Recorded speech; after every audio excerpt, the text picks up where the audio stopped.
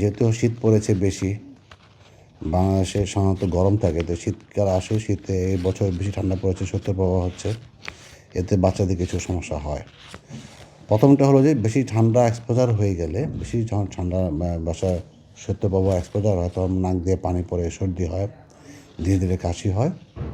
এখান থেকে কারো কারো ঠান্ডা বসে যেতে পারে, অর্থাৎ তার নিউমোনিয়া হতে পারে, তার আমরা বলি নিউমোনিয়া, অথবা ব্রঙ্কিওলাইটিস হতে পারে, অথবা যাদের অ্যাজমা টেন্ডেন্সি আছে তাদের অ্যাজমা বেড়ে যেতে পারে এই ঠান্ডার জন্য। আমরা হাসপাতালেও তাই পাচ্ছি, আমাদের আউটডোর যে রুগী আসে তার মোটামুটি 1/3 হলো ঠান্ডাজনিত অসুখী, এবং তার কিছু রুগী ভর্তিও করতে হয় আমাদের ঠান্ডা বেড়ে যাওয়ার কারণে। একটা ঠান্ডা হতে পারে, তবে এই ঠান্ডা সাধারণত সে সময় বাচ্চাদের বেশি হয় যারা ওই একটু বাইরে বের হয়। তো নবজাতকের খুব একটা সমস্যা হয় না, সমস্যা একটু বড় বাচ্চাদের, যাদেরকে বাবা মা কোলে করে বেরোতে বাধ্য হয় নানা কারণে, বা যারা স্কুলে যায় তাদের বেশি হয়।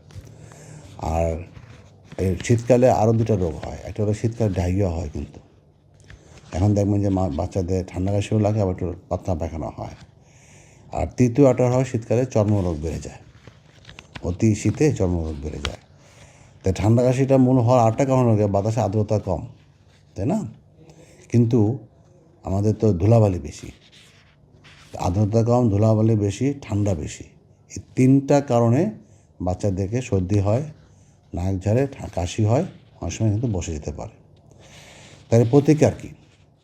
প্রতিকার ঠান্ডা কাশির তো চিকিৎসা হলো গিয়ে, যখন ঠান্ডা কাশি লাগবে নাকটা বন্ধ হয়ে যায় বাচ্চাদের, নাক তো ছোটো, ছিদ্র ছোটো, নাক যেহেতু বন্ধ হয়ে যায়, তাই সুতরাং তারা নাকটা স্যালাইন ওয়াটার বলে আমার বিভিন্ন কোম্পানি পাওয়া যায়, স্যালাইন ওয়াটার দিয়ে নাকটা পরিষ্কার করবে ঘন ঘন, খুব ইম্পর্টেন্ট।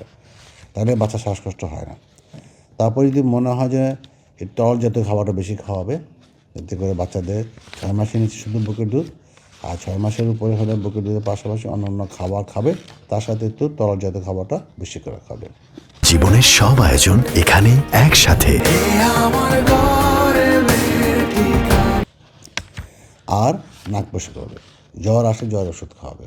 এরপরও যদি তার মা বাবা যেটা খেয়াল করবে, তার শ্বাসকষ্ট হচ্ছে কিনা, অর্থাৎ তার শ্বাসটা আগে যেভাবে নিত এখন তার থেকে বেশি নিচ্ছে কি না, অথবা শ্বাসটা অস্বাভাবিক মনে হয় কি না, এরকম কিছু মনে হয়, অবশ্যই সে চিকিৎসকের কাছে যাবে। নিজে থেকে আগে থেকে অ্যান্টিবায়োটিক খাবে না, কারণ এগুলি সিংহভাগই অ্যান্টিবায়োটিক কোনো প্রয়োজন পড়ে না।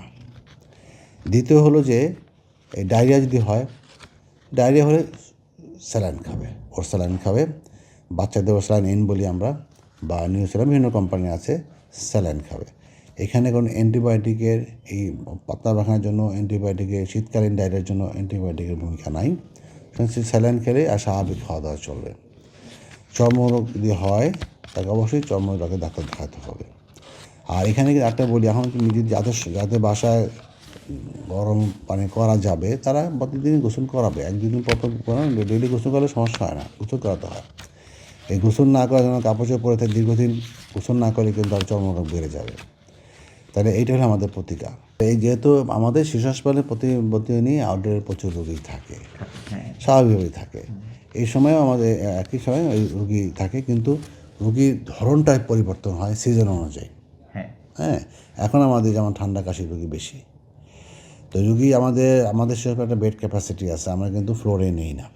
হ্যাঁ, আমাদের 680 বেডের হাসপাতাল, বেড বেশি আমরা নিতে পারি না বেড ভরে গেলে।